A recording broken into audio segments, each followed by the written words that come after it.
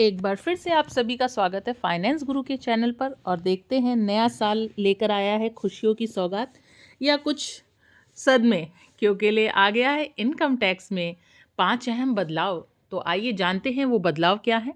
जो लोग चैनल पर नया हैं सब्सक्राइब ज़रूर करें, जिससे कि मैं टाइमली आपको जो भी अपडेट्स आती है मैं हमेशा साझा करती हूँ। तो वीडियो को लाइक करिएगा। आइए देखते हैं क्या अहम बदलाव हुए इनकम टैक्स में। इनकम टैक्स न्यू अपडेट 2025 वित्तीय वर्ष 2024 से 25 और निर्धारण वर्ष 25 से 26 के लिए इनकम टैक्स नियमों में कई महत्वपूर्ण बदलाव किए गए हैं। ये बदलाव टैक्स पेयर्स के लिए काफ़ी महत्वपूर्ण है और उनकी आय, बचत और निवेश पर सीधा असर डालेंगे। इस लेख में हम इन बदलाव के बारे में विस्तार से जानकारी देंगे, जिससे आप अपने वित्तीय नियोजन को बेहतर तरीके से कर सकें। तो आइए देखते हैं क्या है। नए टैक्स नियम 1 अप्रैल 2024 से लागू हो गए हैं। इनका मुख्य उद्देश्य टैक्स सिस्टम को और अधिक सरल, पारदर्शी और करदार अनुकूल बनाना है।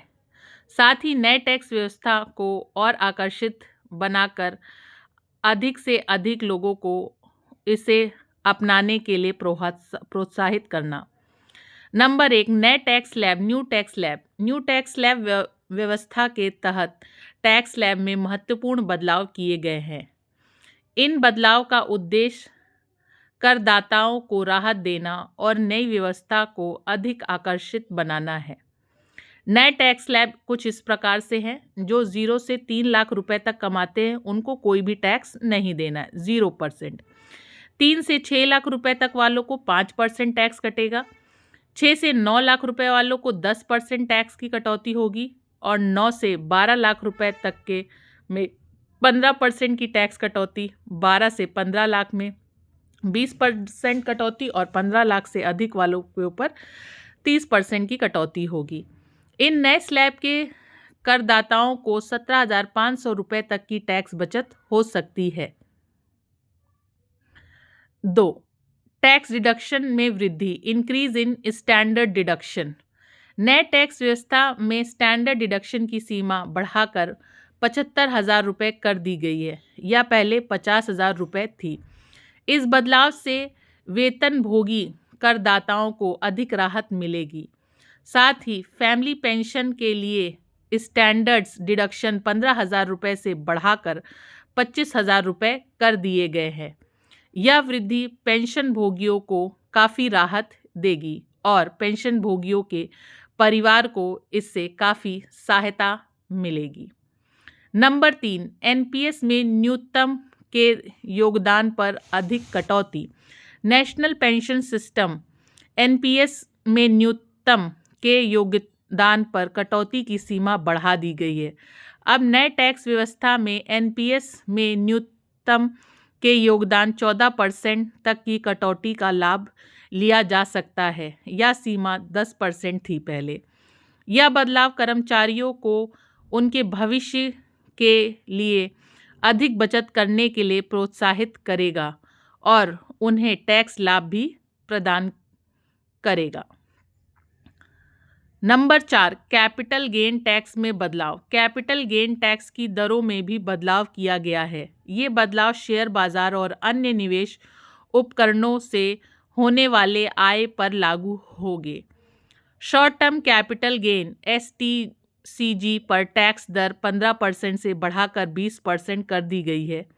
यह बदलाव वित्तीय संपत्तियों जैसे म्यूचुअल फंड आदि, शेयर आदि पर लागू होंगे। तो जो भी आप इस निवेश के द्वारा आय कमाएंगे वो 15 से बढ़कर 20% कर दी गई है। लॉन्ग टर्म कैपिटल गेन एलटीजीसी पर टैक्स दरें 10% से बढ़ाकर 12.5% कर दी गई है। हालांकि इक्विटी और इक्विटी ओरिएंटेड म्यूचुअल फंड्स से होने वाले एलटीजीसी पर 1.25 लाख रुपीस तक की छूट दी गई है, जो पहले 1 लाख रुपए थी। 5वीं, लग्जरी सामान पर टीसीएस। लग्जरी सामानों की खरीद पर tax calculation at source TCS लगाया जाएगा। 10 लाख रुपए से अधिक मूल्य के लग्जरी सामानों पर TCS लागू होगा। यह नियम 1 जनवरी 2025 से प्रभावित है। इस नियम का उद्देश्य उच्च मूल्य के लेन देन पर नजर रखना और कर चोरी को रोकना है। हालांकि सरकार ने अभी तक लग्जरी सामान की सूची और TCS की दरें का खुलासा अभी तक नहीं किया है, तो जिन्हें लग्जरी का शौक है वो भी अब सावधान रहे। निष्कर्ष क्या निकल के आता है ये चेंजेस से? नए टैक्स नियम 2025 करदाताओं के लिए कई अवसर और चुनौतियां लेकर आए हैं। इन नियमों का उद्देश्य टैक्स सिस्टम को सरल और करदाता अनुकूल बनाना है। मध्य आय वर्ग को इन बदलाव से काफ़ी राहत मिलेगी। हालांकि प्रत्येक करदाता की वृद्धि स्थिति अलग होगी, इसलिए यह महत्वपूर्ण है कि आप अपनी आय खर्च पर निवेश पैटर्न को ध्यान दें। धन्यवाद।